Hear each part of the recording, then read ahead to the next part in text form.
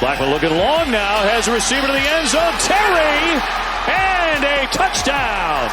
Wes Bryant here with Kurt Weiler of the Tallahassee Democrat, talking a little Florida State football. The Noles, always a big storyline coming into any season in this conference. Now, Kurt, new leadership in Tallahassee. Mike Norvell comes in. What have you seen so far from this new regime?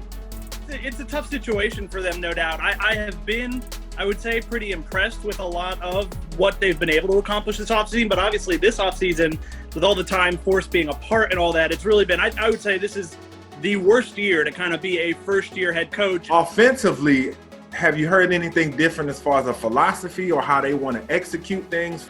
Well, Mike Norvell's big thing, and I think it's, in my opinion, the best way to run an offense, is he always says that he talks about he builds his offense for playmakers. If there were years where he knew he was going to have a standout running back, it would be running back heavy. It would be high usage for that player. If he knew he might not have that, he has some questions there, and he has a strong receiving core or a strong quarterback, it's going to trend that way. It was them and Clemson as far as who was going to battle for the Atlantic and who more than likely would win the ACC championship. How far are the Seminoles away from getting back to that level?